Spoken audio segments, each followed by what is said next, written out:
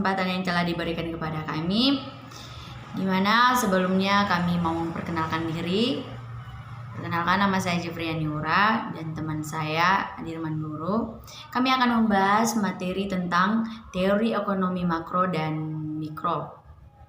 Dan saya akan menjelaskan tentang teori ekonomi mikro. Nah, langsung saja. Ekonomi mikro.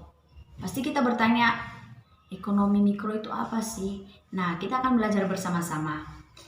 Ilmu ekonomi mikro adalah cabang dari ilmu ekonomi yang mempelajari perilaku konsumen dan perusahaan serta penentuan harga-harga pasar dan kuantitas faktor input barang dan jasa yang diperjualbelikan.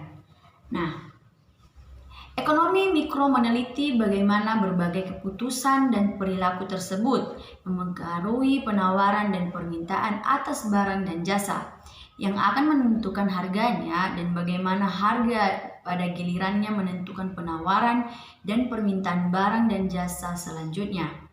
Individu yang melakukan kombinasi konsumsi atau produksi secara optimal bersama-sama individu lainnya di pasar akan membentuk suatu keseimbangan dalam skala makro dengan asumsi bahwa semua hal lain tetap sama atau yang dimaksud juga sebagai ceteris paribus.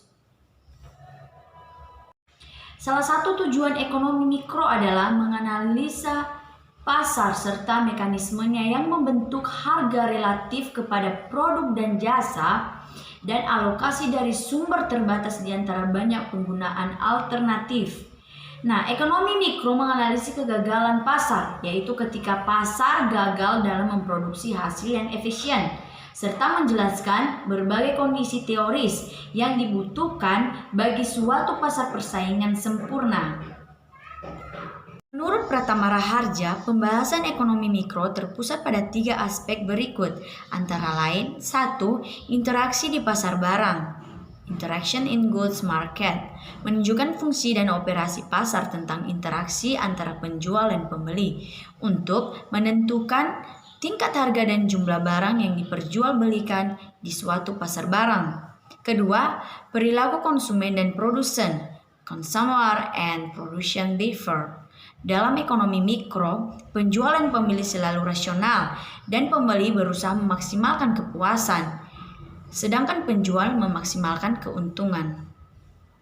Ada juga model permintaan dan penawaran menjelaskan bagaimana harga beragam berbagai hasil dari keseimbangan antara ketersediaan produk pada tiap harga penawaran. Dengan kebijakan distribusi dan keinginan dari mereka dengan kekuatan pembelian pada tiap harga atau permintaan, grafik ini akan memperlihatkan sebuah pergeseran ke kanan dalam permintaan D1 ke D2. Bersama dengan peningkatan harga dan jumlah yang diperlukan untuk mencapai sebuah titik keseimbangan atau equilibrium dalam kurva penawaran dalam kurung S. Kita akan melihatnya di sebelah slide. Ketiga, interaksi di pasar faktor produksi, interaction in production factor market. Pembeli faktor produksi terdiri dari produsen dan penjualnya berupa individu-individu pemilik faktor produksi yang akan menghasilkan harga yang biasa berbentuk upah atau gajian untuk tenaga kerja, bunga untuk modal, sewa untuk tanah, dan laba untuk pengusaha. Sekian penjelasan dari saya. Materi selanjutnya akan dijelaskan oleh saudara saya Adirman Nuru. Kepada Adirman dipersilakan. Baik, saya akan melanjutkan penjelasan dari teman saya Jeffriani Hura. Kita akan masuk pada penjelasan tentang ekonomi makro. Ekonomi makro adalah studi tentang ekonomi yang berpengaruh besar atau yang menyeluruh di segala bidang ekonomi maupun di dalam dan di luar. Sistem dalam bidang ekonomi makro yaitu dalam bentuk rumah tangga, perusahaan, dan pasar. Menganalisis secara terbaik ekonomi makro mencapai target-target kebijakan seperti pertumbuhan ekonomi dan stabilitas harga, tenaga kerja, dan pencapaian keseimbangan neraca yang berkesinambungan. Ekonomi makro adalah ekonomi yang mencangkup segala lingkungan, baik di dalam negeri maupun di luar negeri.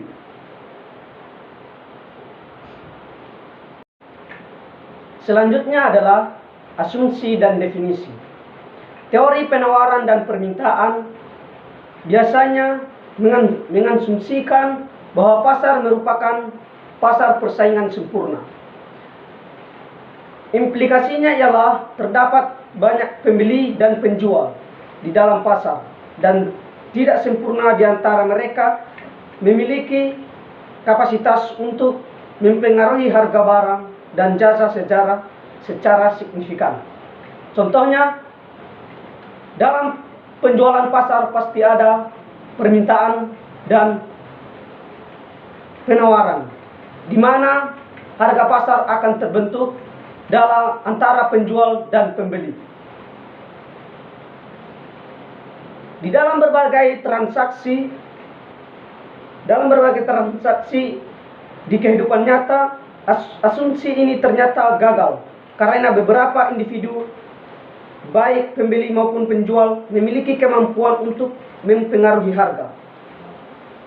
Kegagalan pasar dalam ekonomi positif atau ekonomi mikro dibatasi dalam implikasi tanpa mencampurkan kepercayaan pada ekonomi dan teorinya. Permintaan untuk berbagai komoditasi oleh perorangan biasanya disebut sebagai hasil dari proses memaksimalisasi kepuasan. Selanjutnya adalah asumsi-asumsi dalam ekonomi mikro. Ada 3 asumsi dalam ekonomi mikro, yaitu pelaku-pelaku ekonomi bertindak mengikuti keinginan pribadi. Seperti kita sendiri, bila mana kita pergi ke pasar, kita harus membeli sesuai dengan keinginan kita. Dan kedua, produsen dan konsumen bertindak rasional. Produsen kepada konsumen selalu berhubungan dengan baik. Apabila terjadi masalah sedikit, maka konsumen akan tidak suka lagi datang pada tempat penjualannya tersebut. Dan ketiga, yaitu konsumen. Konsumen adalah diri kita sendiri, di mana kita akan membutuhkan barang tersebut dan kita akan membelinya dengan harga yang pas pada distribusi atau produsen. Baik, sampai disinilah penjelasan kami tentang ekonomi makro dan makroekonomi.